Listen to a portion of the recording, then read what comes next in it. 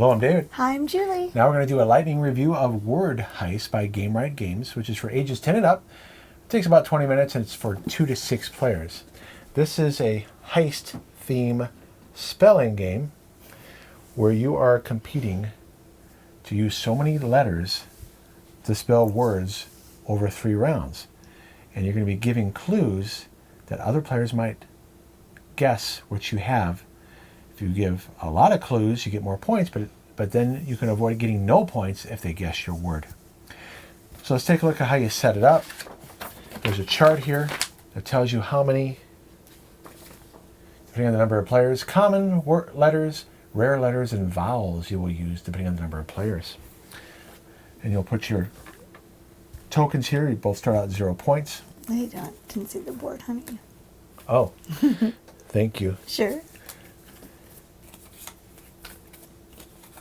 All right, so those, you mix them up because you're going to use these same letters over 3 rounds. And you cannot reuse the same words. So at some point, you'll be writing down what words you use in the heist, the words you come up with, and the words that you put in the halt to try to guess what people have. So the words you create and the words you guess will be a list. So this list can get rather long, I should say, and a higher player count. Yeah. Now you shuffle this up blindly. I'm not looking. All right, so R is, if you use R, you get plus 1 point. E would be plus 2. U, Y, G, and M. And then you have, this will change every round as well. Bonus vault. So if our word, each letter of your word must alternate between a consonant and vowel. That can be kind of hard to do. That's why it's plus 2. Your word must contain at least 2 vowels. And we have 2 vowels, but you can use these letters as many times as you want. If you want to have a word with 2 R's or 3 E's or 2 M's, that's fine. It doesn't matter how long your word is. You get points based on how many clues you give. So here we go. It does say you can play with a timer, but we're going to do a quick round right here, and we're going to write down a word using these letters.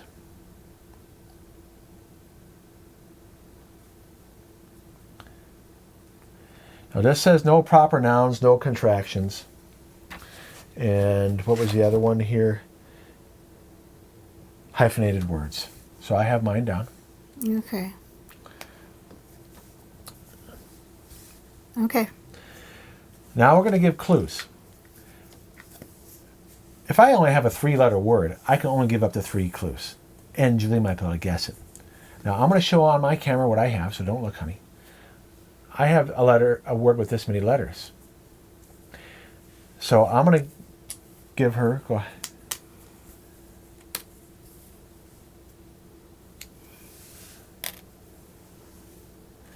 I could give 2 more clues.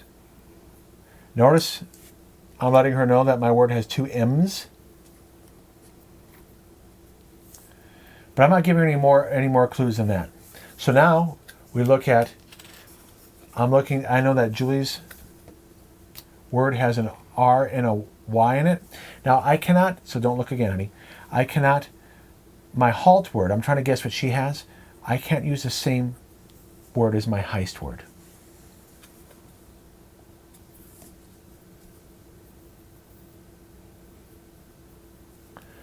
Okay.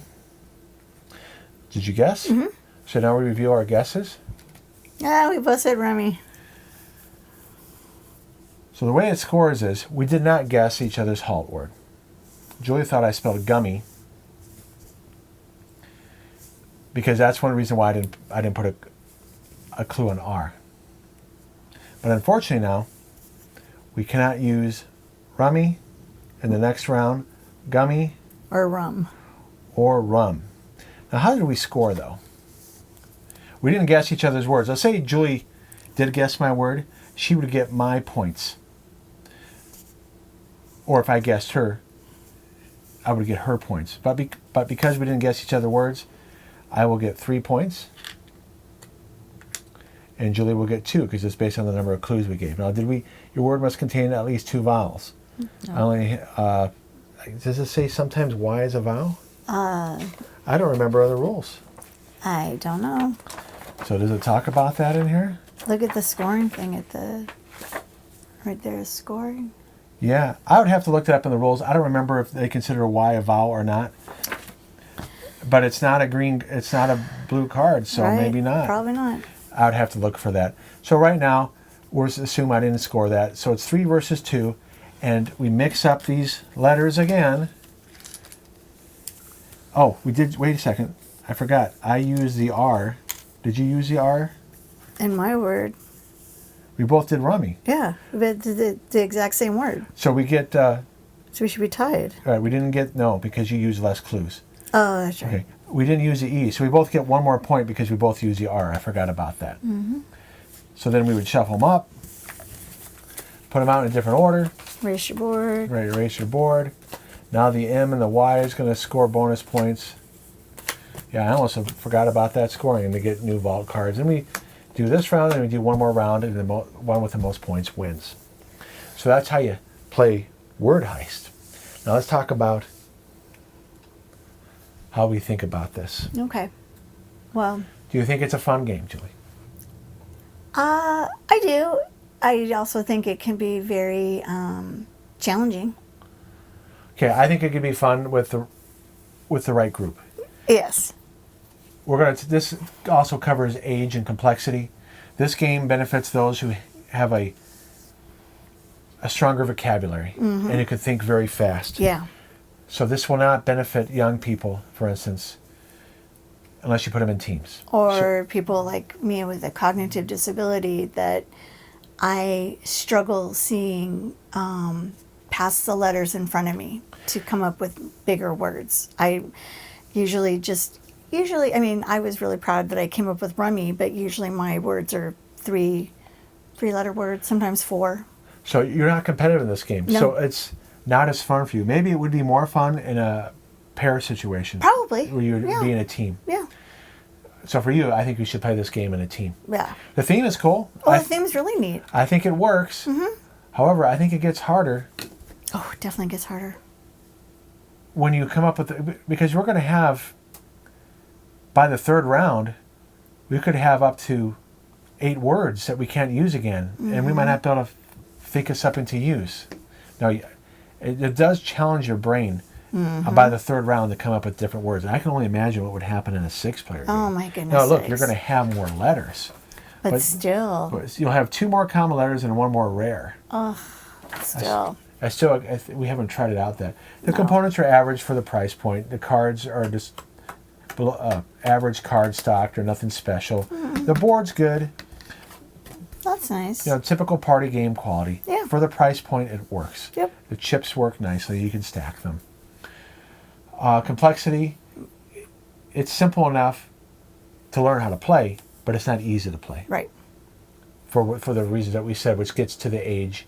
Playing time, it could, this is our second time recording this. When we recorded it the first time, the letters that we had, we couldn't come up with it. And this wouldn't be a lightning review. We were sitting there for 2 or 3 minutes trying to come up with let's stuff. put it this way. I came up with my little words because they literally were little words. This one over here was probably trying to think of like a 12-letter word or something. No, I just was having a hard time. So they say you can use a timer, which would make it even more difficult for younger people. No. We already talked about the age and audience. Yep. I think this is more for party people. Definitely. Who are into party games and who have a strong vocabulary and who can think quickly on their feet. Yep. The design mechanics, it's fine if you're into games like that. There's nothing wrong with it. No. Learning it was fine, although it didn't talk about acronyms. So could you use acronyms? Somebody would say, well, that's not a word. It doesn't say you can't. So maybe you'd have to agree beforehand. And I don't know if it's in here or not, if Y is counted as a vowel or not. But it's not a green card. So there's only 2 questions I would have about the rules. I'd have to look them up. Educational merit, definitely Oh, heck yeah. promotes vocabulary usage, fluency, which is, and flexibility. If you're aware of those techniques that are used for writing and for gifted and talented instruction, this will develop those skills and those who are strong in those areas. However, I think you have to play in teams to support those, like I've already said. So let's take a look at how you would rate it. How would you rate it, honey?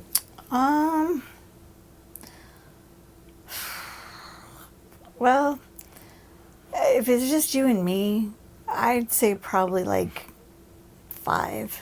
Okay. What if you could put it into a team? Oh, then I'd be 7. For usually winning the play? Yeah, and for me, I'll play it in the mood as a 6, but I know you won't play it with me. I mean, if you really wanted me to play with you, I would play it with but you. see, But it's just not You're a not- fair competition Yeah, because it's not competitive. You couldn't it's not fun for you because Right. you're just going to blow me out of the water, and then I'm going to feel bad because I can't come up with.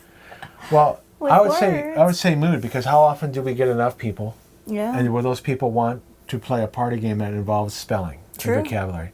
So it's one of the things you bring out. It works in the right group. If they're English teachers. Well, no, there's groups that like Scrabble and things like that. So I think it fits that type of group. I think you're right. We just don't have enough. We don't know enough people that would want to play it. So for me, it's a mood thing, and you would Be a 5. a 5 overall, but 5 overall. But you would play it if you're in the right group. Be Yeah, a 7. and if I could be on a team Okay. with someone that could really think fast, and I would mind just being the secretary and writing it down, but they'd have to check my spelling. Yeah. Well, you'd be a partners. So this game works great for the right audience. Definitely. If you're into party games, you have strong vocabulary, Give it a try. give it a try. Yep. But not so good in a 2-player game No. if one of the players is not competitive. Very true. All right, thanks for watching. All right, guys. Thanks so much. We'll see you later. All right, bye-bye. Bye.